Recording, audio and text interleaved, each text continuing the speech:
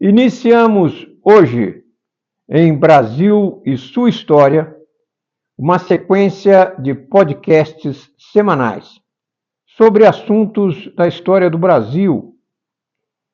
Esse primeiro programa com um tema bastante momentoso, que provocou interesse, discussões, polêmica até nas últimas semanas. A Segunda Guerra Mundial. No caso, a participação do Brasil na Segunda Guerra Mundial.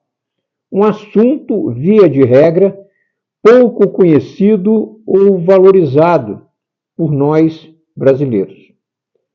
Nós tivemos agora, nas comemorações do 80º aniversário do Dia da Vitória na Europa, alguns desentendimentos e polêmicas, inclusive com a ida do presidente da República à comemoração do dia 9 de maio, que não tem nada a ver com a nossa participação na Segunda Guerra Mundial. E também uma declaração desnecessária de uma alta autoridade brasileira no estrangeiro, afirmando que os militares brasileiros temiam qualquer desagradar ou qualquer desencontro com os Estados Unidos, porque era lá, nos Estados Unidos, que eles obtinham materiais e realizavam cursos, desconsiderando, portanto, o que os militares brasileiros fizeram, o que o Brasil fez na Segunda Guerra Mundial, que merece a consideração e respeito do povo norte-americano até hoje por isso. Então não é um assunto que deva ser reputado a um conhecimento localizado, não. É de uma maneira geral a um desconhecimento ou uma não valorização da participação do Brasil na Segunda Guerra Mundial. Para aqueles que me conhecem, que não me conhecem, cabe eu fazer uma nova apresentação. Eu fui chefe da seção de ensino de Geografia e História Militar da Academia Militar das Agulhas Negras. E como tal, eu, com o concurso dos meus, produzimos esse volume sobre a Força Expedicionária Brasileira, a campanha da Força Expedicionária Brasileira na Itália, de setembro de 1944 a abril de 1945. Um trabalho que foi apresentado na Escola de Aperfeiçoamento de Oficiais e ofertado um exemplar a cada capitão-aluno, então. Então, a seção de Geografia e História Militar da AMAN realizou esse trabalho em proveito da ESAO. A seção de ensino de História Militar da Academia, ela teve um papel muito importante na modernização do ensino, que permanece válido para quaisquer instituições de ensino. Primeiro, desenvolvendo o gosto pela leitura por parte dos cadetes. E segundo, ela ofereceu exemplos históricos para os módulos temáticos de operações militares que se desenvolveram a partir do 4º ano daquele curso. Aplicações, então, válidas para diversas instituições de ensino. Além disso, como sócio do Instituto Histórico e Geográfico Brasileiro, eu tive a oportunidade de publicar no Instituto, pelo Instituto Histórico e Geográfico, essa obra, 5 séculos de História Militar do Brasil. Espaço, Cultura, Sociedade e Nação. No seu capítulo 10, nós temos a apresentação da participação do Brasil na Segunda Guerra Mundial e, especificamente, a campanha no norte da Itália. Então, para aqueles que estiverem interessados em conhecer em profundidade o que nós vamos apresentar aqui, eu recomendo a compra desse volume no Instituto Histórico, no posto de vendas do Instituto Histórico Geográfico Brasileiro, na Glória, sendo, vale a pena destacar que os fundos, os recursos da venda foram totalmente doados ao Instituto Histórico e Geográfico para a sua manutenção. Temos então alguma coisa a oferecer, a falar aos nossos seguidores sobre a participação do Brasil na Segunda Guerra Mundial. De uma maneira geral, nós temos 3 lugares comuns, 3 crenças disseminadas e equivocadas a respeito da participação do Brasil nesse que foi o maior conflito da história da humanidade. O primeiro mito é que o Brasil estava alinhado às potências do eixo antes da guerra. O segundo mito é que o Brasil só declarou guerra à Alemanha quando a guerra já estava decidida, já no seu final. E o terceiro mito, ou crença equivocada, era de que a Força Expedicionária Brasileira cumpriu um papel secundário desimportante na campanha da Itália. Esse conjunto de ideias realmente uma sociedade que não tem consciência da participação do Brasil num conflito dessa extensão tende a cometer esses erros que nós comentamos aqui no início da apresentação, até mesmo dos nossos dignatários, que se equivocam, se colocam em posições que não condizem com o que o Brasil é e com o que o Brasil fez. Vamos então ao primeiro problema, a questão do Brasil ser um país alinhado ao nazismo, ao nazifascismo antes da Segunda Guerra Mundial. Isso é um erro crasso. Havia realmente no Brasil um regime autoritário, o Estado Novo de Vargas, instalado em 10 de novembro de 1937, um regime de nítidas conotações corporativas. O Senado deixou de existir, o Congresso foi praticamente suprimido, uma série de medidas autoritárias, censura à imprensa, foram tomadas, dentro da tendência autoritária que tomou conta do mundo na época. Isso é verdade. O Brasil estava sob esse regime. Mas isso é muito distante de afirmar que o Brasil estava alinhado às potências do eixo. Então, primeiro aspecto, o Brasil estava vivendo uma crise direta com a Alemanha e com a Itália no final dos anos 30. Com a Alemanha, primeiro, vamos colocar com a Alemanha, o que havia? O regime de Hitler, o regime nazista imposto na Alemanha desde o início de 1933, considerava, a exemplo do que o regime do Kaiser na Primeira Guerra Mundial, considerava os descendentes de alemães em outros países ao redor do mundo súditos do Reich.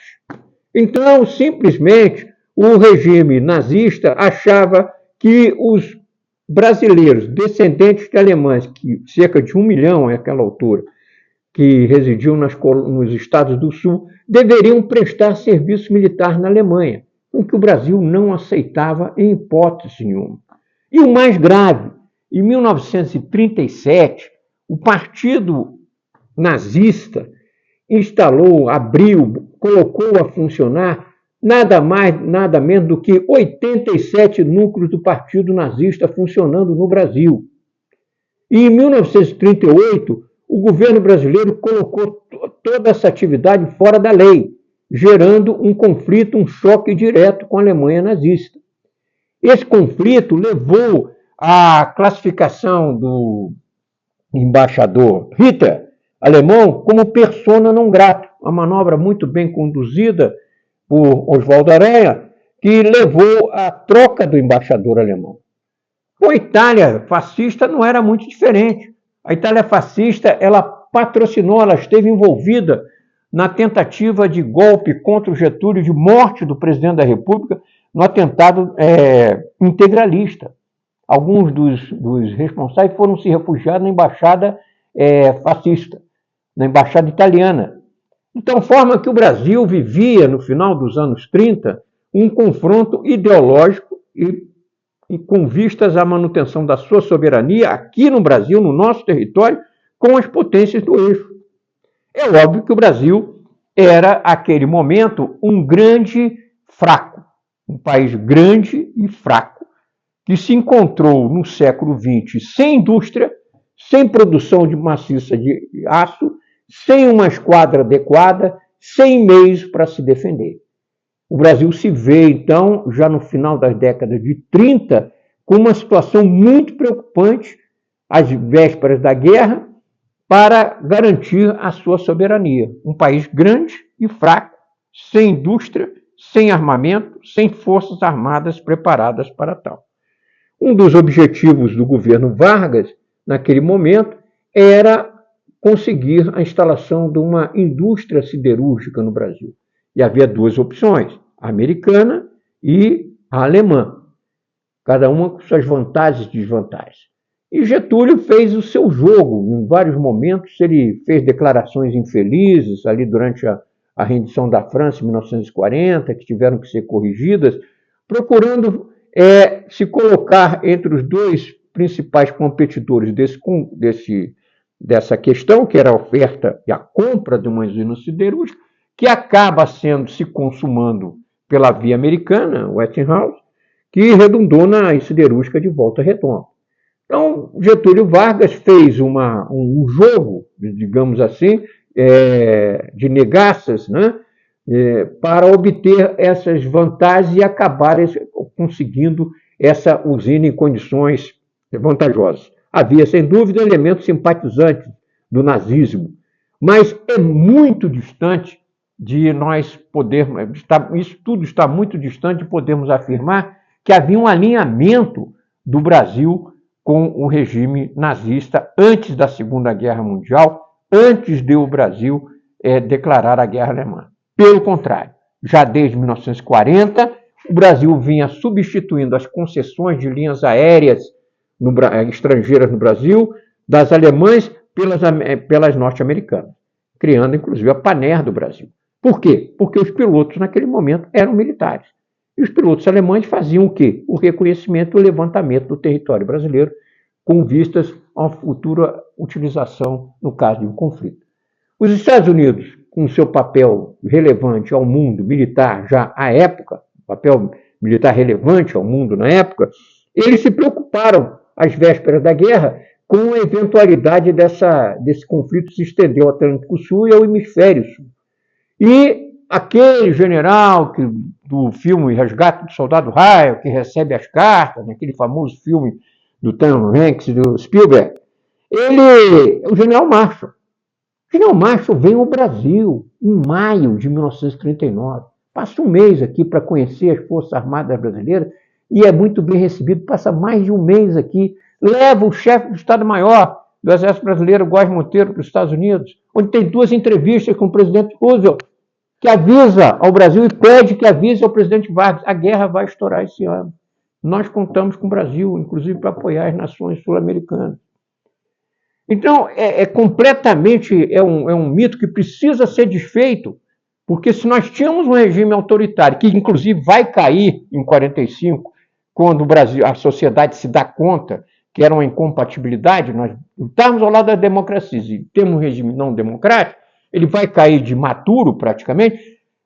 Se isso existia, por um lado, nunca existiu um alinhamento estratégico geopolítico do Brasil com as potências do eixo. Em 1941, quando a Rússia ainda era aliada da Alemanha, lá na Europa, o Brasil já estava fazendo tudo o que podia em cooperação com os Estados Unidos para defender o Nordeste. Porque Rommel tinha feito um estrago na Europa. A França de Vichy era a nossa defrontante do outro lado do Atlântico. Havia sérios temores de um raid, de um assalto alemão a Fernando Noronha e, eventualmente, até o Nordeste brasileiro.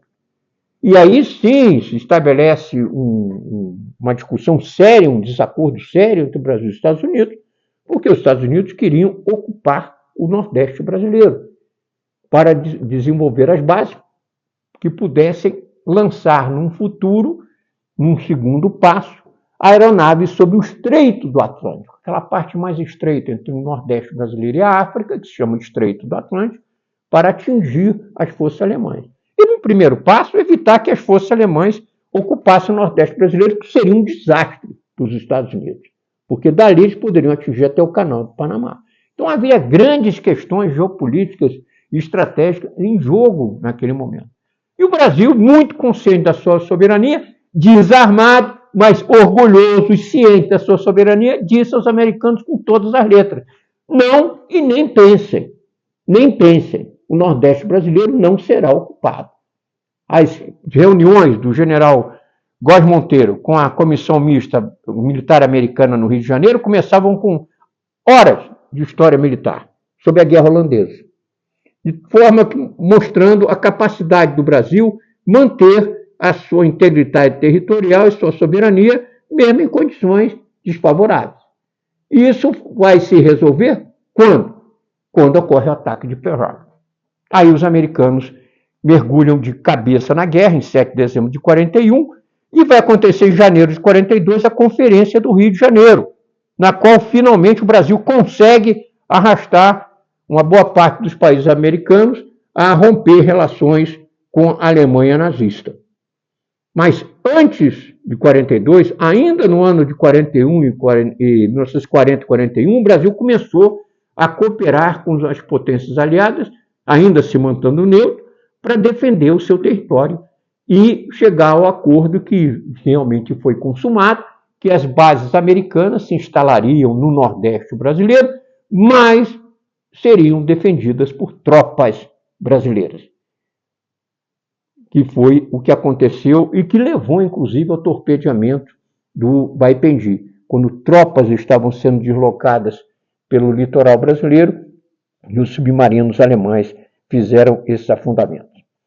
Então, esse é o primeiro ponto que nós queremos deixar claro aqui. Ademais, o Brasil substantivamente estava ao lado do Ocidente e dos aliados e das potências democráticas ao longo de todo aquele século. Substantivamente, o Brasil esteve ao lado das democracias na Primeira Guerra Mundial. Ao contrário dos exércitos de muitos países sul-americanos, o Brasil, o seu exército e as suas forças armadas tiveram missões militares das grandes democracias do mundo. O Brasil não teve missão militar nos anos 20 e 30 com o exército alemão, mas sim com o exército francês, que era o maior exército do mundo de um país democrático. E essa missão foi substituída pela artilharia, pela de artilharia de costa, no exército, e pela de marinha dos Estados Unidos da América. Nós nunca tivemos alinhamento militar com potências não democráticas ou totalitárias. Então, essas são as razões que nos levam aqui a alertar os nossos seguidores do Brasil e sua história, que é um erro afirmar que o Brasil estava alinhado com os países totalitários antes da Segunda Guerra Mundial. Segundo erro, o Brasil só declarou guerra quando a guerra já estava resolvida. Não, nada disso. O Brasil entrou na guerra, declarou guerra à Alemanha nazista antes da Batalha de Stalingrado, antes de El Alamein, antes de estar concluída a grande Batalha de Guadalcanal, que realmente mudou o curso da guerra no Pacífico. Então, o Brasil, no auge da maré alemã, a Alemanha dominando o Cáucaso, chegando à beira de Stalingrado, a Alemanha quase chegando ao Cairo, rompendo na direção do Iraque, na direção da jazida de petróleo do Oriente Médio, né? Os japoneses dominando o Pacífico, derrotados em Midway, sim, mas ainda não batidos em Guadalcanal. Em agosto de 42, o Brasil declara guerra à Alemanha e à Itália. E desde o início daquele ano, a Força Aérea Brasileira já tinha travado combate com submarinos no Atlântico Sul, na costa brasileira, perto de Fernando Noronha. Nós já tínhamos perdido 8 navios nos nossos mares.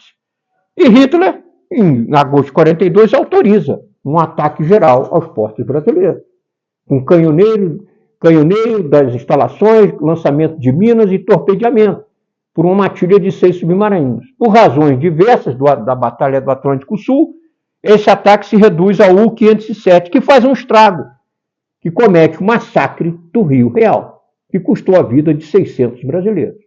O Brasil não hesitou em declarar guerra à Alemanha. Por quê? Porque a Alemanha sentiu que o Brasil estava se preparando para defender o seu território, estava se mobilizando para defender o seu território, estava cooperando com as forças aliadas no fornecimento de matérias-primas, e é bonito de ver né, no Atlas de História Militar de West Point, a larga faixa do Oceano Atlântico que está lá desenhado, sob assistência da Marinha do Brasil.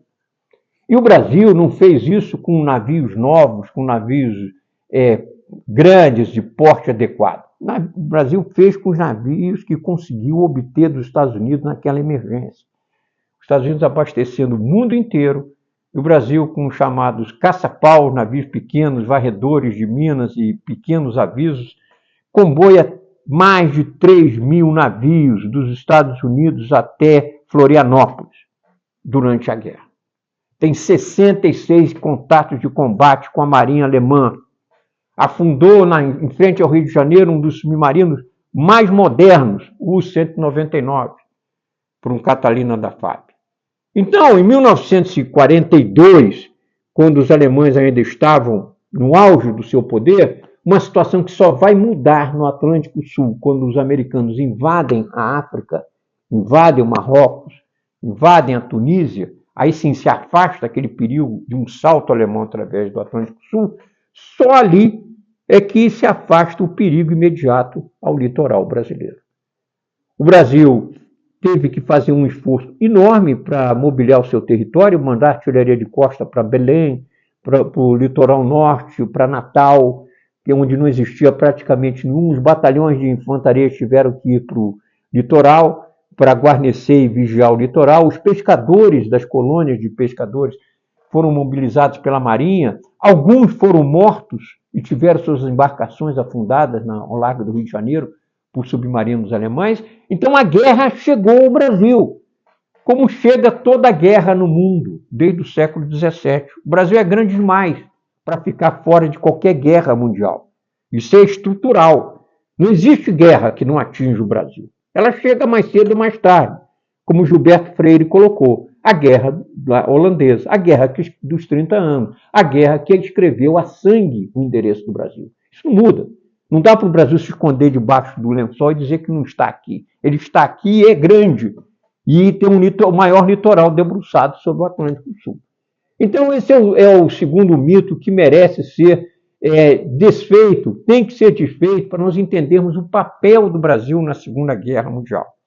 Nesse contexto, tanto da posição do Brasil antes da guerra, quanto do momento em que o Brasil declara a guerra, nós temos que colocar em relevo o grande papel que o Brasil cumpriu através da sua diplomacia e da sua diplomacia militar em evitar a todo custo que a guerra chegasse à América do Sul. Tá? Primeiro, porque havia uma forte ação de espionagem, de propaganda nazista, alemã e italiana aqui na América do Sul. E alguns governos tinham missões militares alemães, tinham fortes simpatias pelo regime nazista. Alguns oficiais desses governos, desses países, estavam nas vanguardas alemãs que invadiram a França. Eram germanófilos, eram pró-nazistas e faziam campanha a favor da Alemanha nazista. Esses países, apesar da maneira correta com que o Brasil se ouve com eles, se entendeu com eles, evitando o aumento de tensões, era um motivo de preocupação para o país naquele momento. Evitar um transbordamento do conflito às nossas fronteiras. E a nossa diplomacia consegue isso. Inclusive depois, mais à frente, evitando até que os Estados Unidos tomassem medidas mais duras contra esses vizinhos por causa de atitudes dúbias deles. Então foi um primeiro grande serviço que o Brasil prestou à região, foi evitar que o conflito chegasse aqui. E, finalmente, quando o Brasil é convidado a participar da invasão da Europa. O Brasil foi convidado. Em 1943, a Alemanha era dona da Europa sem contestação. Invadida a África do Norte, vencido o famoso Afrika Korps, imprensado entre as forças anglo-americanas que desembarcaram em 42 sob o comando de Eisenhower e as que vinham de El Alamein, lá do Egito, o Afrika Korps é cercado e destruído. Chega o momento, então, de invadir a Europa. E a invasão da Europa vai começar pela Itália. Nós inicialmente cogitamos de enviar um corpo de exército com 3 divisões de infantaria para a Itália, para lutar na Itália. E isso não é possível pela falta de equipamento americano, né, e a nossa completa indisponibilidade, além do fato que nós temos uma doutrina, uma escola e material, todos franceses, com alguma artilharia alemã.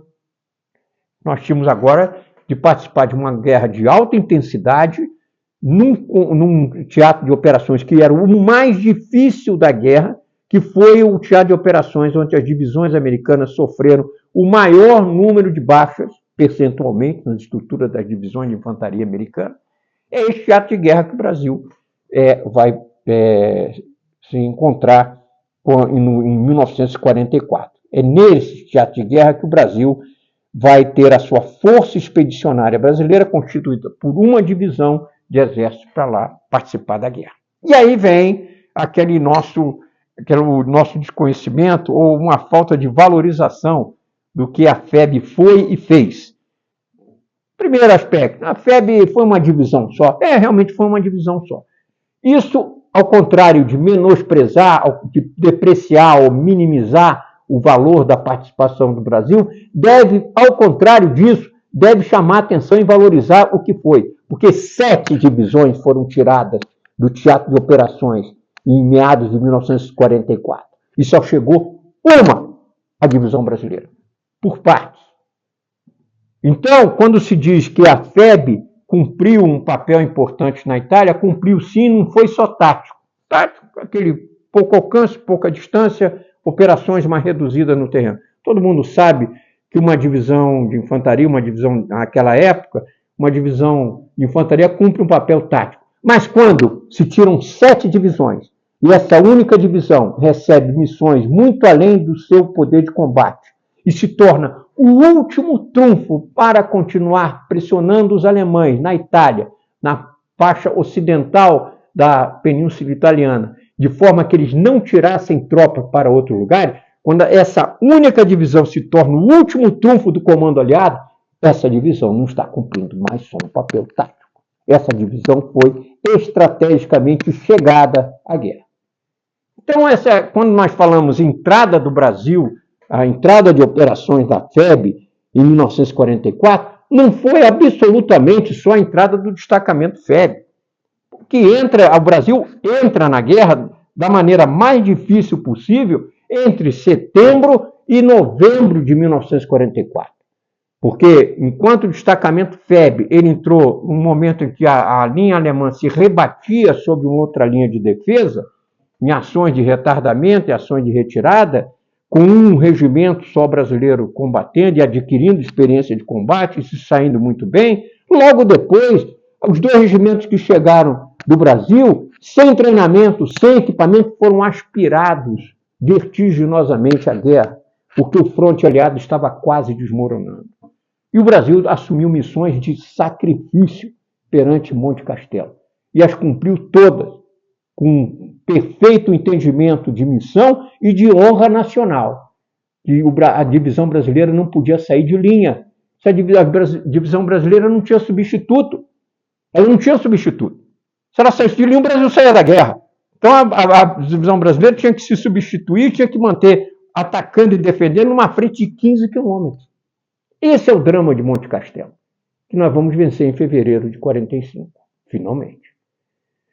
E, finalmente, para concluir a nossa apresentação, as nossas considerações sobre a importância da FEB, da Força Expedicionária Brasileira, nesse final de guerra, a frente italiana era a frente do baixo ventre, digamos assim, do estômago da Alemanha nazista durante a Segunda Guerra.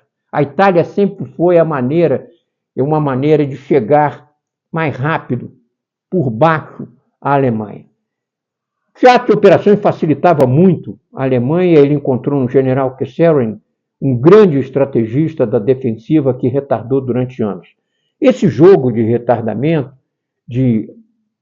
das forças aliadas chegou ao fim em abril de 45.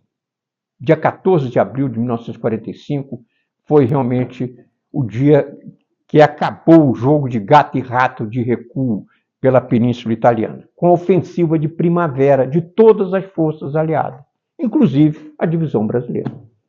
A divisão brasileira é uma divisão não motorizada, é uma divisão pouco motorizada, não mecanizada, não blindada. A ela, inicialmente, foi dado um papel de proteção do flanco esquerdo da divisão americana, que tinha levado 2 anos treinando nas Montanhas Rochosas. Era uma super divisão, equipada da melhor maneira possível para combater naquele terreno. A missão principal dada à divisão americana dentro do 4º Corpo de Exército. O general Mascarenhas de Moraes propõe que essa proteção do flanco esquerdo fosse dinâmica, que a divisão brasileira fizesse, ao invés de simplesmente acompanhar o flanco esquerdo nessa ofensiva de primavera, para encerrar a campanha na Itália, o propósito era esse, em 14 de abril de 1945, que a divisão brasileira tivesse um papel ofensivo, e propôs tomar Montese. Os americanos duvidaram, mas se eu tenho condições de tomar Montese, Mascarenhas de Moraes, nós vamos tomar Montese. Dia 14 de abril de 1945, quando se desencadeia todo o ataque do Adriático no Mar Adriático ao Mar Tirreno, de ponta a ponta, de uma costa a outra da Península, só uma divisão cumpre a sua missão. No dia 15, o comandante do 4º Corpo de Exército, general Krittenberger, manda um documento para todos os seus subordinados. Só a divisão brasileira está em condições de ensinar as outras como se toma uma cidade. Montese. Então, no dia da abertura da ofensiva, que não começou bem, a divisão brasileira teve um papel fundamental, moral e tático, metendo o pé na porta, os gonzos da porta, que iria arrombar a linha alemã, que ia se abrir dia 17 de outubro. 10 dias depois, a divisão brasileira, que se motorizou, tirando as viaturas da artilharia e colocando a sua infantaria motorizada naquelas viaturas, saiu em perseguição e capturou inteira no combate, capturou a vanguarda no dia 27 de abril, a vanguarda em Coléquio de toda uma divisão alemã. E 3 dias depois obteve, 2 dias, 29 e 30, a rendição de toda a 148 divisão alemã, para surpresa dos aliados. Então, do início ao fim da campanha, da ofensiva final aliada na Segunda Guerra Mundial, do início ao fim, de 14 de abril a 29 de abril, a 1ª Divisão de Infantaria Expedicionária teve um papel fundamental de sucesso na abertura do ataque e um coroamento brilhante. Quando Mark Clark, o comandante do Grupo de Exércitos Aliados no Mediterrâneo, soube da notícia da rendição alemã, da 148 inteira a divisão brasileira, ele comentou: final magnífico de uma atuação magnífica. Vale lembrar que o Teatro de Operações da Itália foi o primeiro em que houve a rendição alemã incondicional, 6 dias antes do 8 de maio. E a divisão brasileira, a Força Expedicionária Brasileira, teve um papel fundamental nessa história. De forma que, se nós tivéssemos consciência, tivéssemos alertado para alguns desses aspectos, que não são exclusivamente apresentados por mim, estão em várias obras, em várias exposições, mas que não se entende por que não são tão compreendidos ou difundidos, nós teríamos hoje no Brasil uma consciência melhor, maior, mais acurada do nosso papel no mundo na construção dessa nova ordem internacional que emergiu da Segunda Guerra Mundial. O Brasil, meus amigos e amigas, foi a única nação latina que terminou a Segunda Guerra Mundial não ocupada, não destruída, do lado dos vencedores e com crédito. A partir daí vai se iniciar a nossa marcha até os anos 80 do século XX de maior desenvolvimento nacional, de crescimento de renda, de integração e de desenvolvimento, por força das escolhas que nós fizemos naquele momento crítico da história e que nos levaram, inclusive, a sermos considerados como um sexto membro permanente do Conselho da ONU. A história tem suas lições, cabe-nos acolhê-las e aprendê-las. E o Brasil, ao ter ficado do lado certo da história e fazer a sua parte de acordo com a sua tradição diplomática e a sua história, porque a história, meus amigos, está para os países como o caráter e a personalidade estão para as pessoas. A história diz o que um país faz e o que um país não faz. E o Brasil sempre fez o certo, por estar sempre ao lado certo dessa história. Até o próximo episódio. Um grande abraço.